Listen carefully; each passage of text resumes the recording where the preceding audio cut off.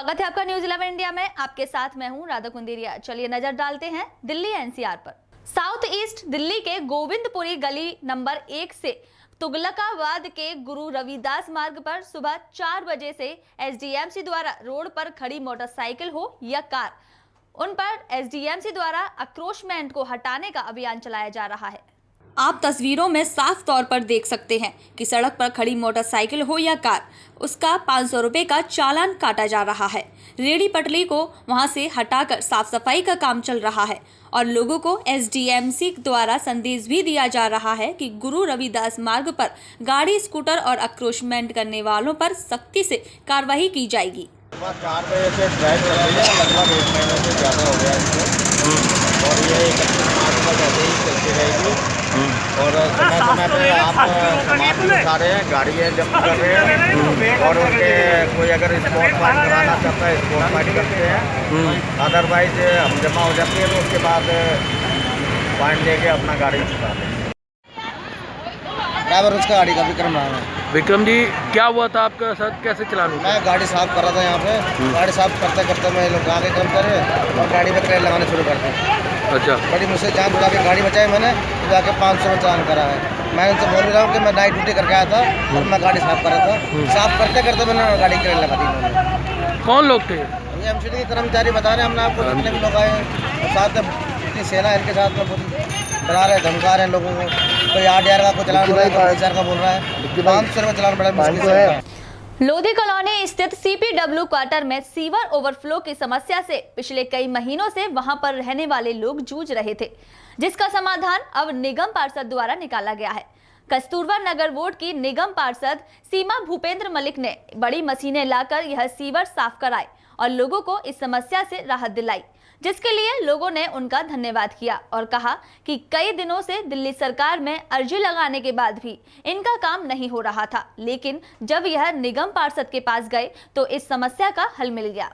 पिछले कई महीनों से लोधी कॉलोनी स्थित सीपीडब्ल्यूडी क्वार्टर में रहने वाले निवासी इस सीवर ओवरफ्लो से परेशान थे।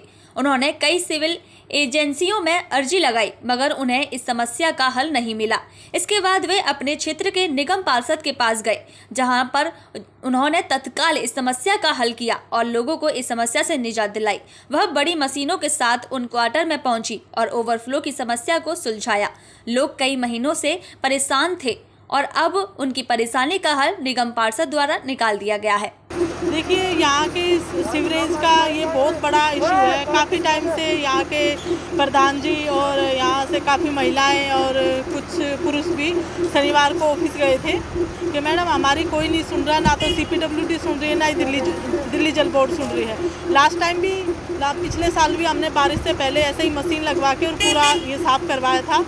अब इनकी जब फिर से वापस ये प्रॉब्लम क्रिएट होने लगी तो इन्होंने मुझे रिटर्न में भी दिया है और ऑफिस में आके भी इन्होंने कहा कि सिर्फ आप ही करवा सकते हो, बाकी कोई हमारी सुन नहीं रहा। तब इनके आग्रह पर ये मशीन, जो कि सेंट्रल जोन में सिर्फ 2 दिन आती है, जबकि 26 वार्ड हैं, तो बड़ी रिक्वेस्ट से हमने डीसी साहब को बोला तो ये आई है, स्पेशली यहीं पर लगाई गई है।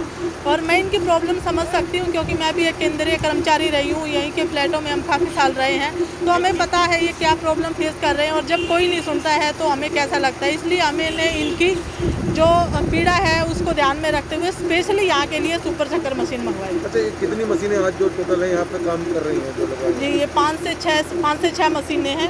पूरा जो भी जितना बड़ा सीवरेज आप चाहते हो उतना बड़ा जितना कॉलोनी में है साफ कर सकती हैं, सफिशिएंट है।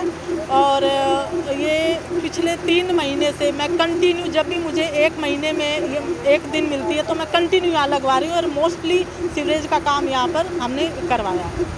आज से 90 साल पहले 23 मार्च को आज़ादी की लड़ाई के वक्त ब्रिटिश शासन में शहीद भगत सिंह, शहीद राजगुरु सहित सुखदेव को फांसी दे दी गई थी। तभी से उनके सम्मान में 23 मार्च को शहीद दिवस के नाम से मनाया जाता है। इसी के चलते मंगलवार को शहीद दिवस के मौके पर खिटौनी गांव में आर्य समाज व खिटौनी गांव के स्थानीय निवासियों ने मिलकर नशे के खिलाफ पैदल मार्च निकाला। अपने युवाओं को नशे से बचाने के लिए और देश को नशा मुक्त बनाने के लिए आर्य समाज और स्थानीय निवासियों ने खिटौनी गांव में पैदल मार्च निकाला और युवाओं को नशा न करने की प्रेरणा दी। उनका संकल्प था कि युवाओं को नशे से दूर रखें और उन्हें विकास की तरफ बढ़ावा दें।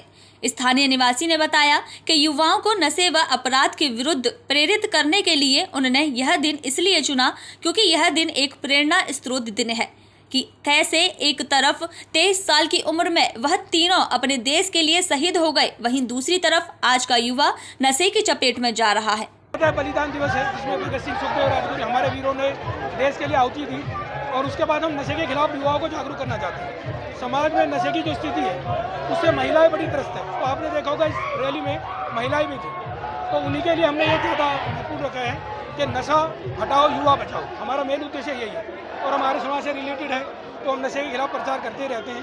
तो ये बड़ा अच्छा मौका था, बलिदान दिवस भी था, हमारे जो वीर शहीद है उनको भी याद करने का। उनका जो एक नारा है कि शहीदों की चिताओं पे लगेंगे हर वर्ष मेले, तो ये हमने ये मेला लगाया है उनके लिए।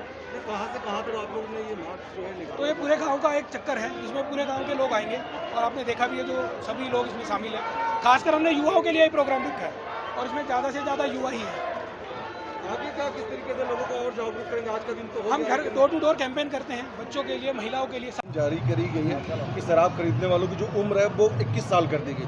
उसको कैसे देखते हैं आप? पहले 25 साल का युवा जो है वो शराब लेता था, लेकिन 21 साल कर दी, इसको कैसे देखते हैं आप? सर ये तो सरकार की थोड़ी खामियां है कि हम चाहते हैं कि कम से कम शराब पे तो पाबंदी होनी चाहिए पूरी तरह से। ये ओपन शराब तो बिल्कुल ही नहीं बिकनी चाहिए और सरकार लाइसेंस दिए जा रही है और सरकार उम्र भी घटा रही है, तो ये सरकार की खामियां है और सरकार को ये स्वयं सोचना चाहिए कि युवा देश को रेवेन्यू चाहिए या युवा चाहिए।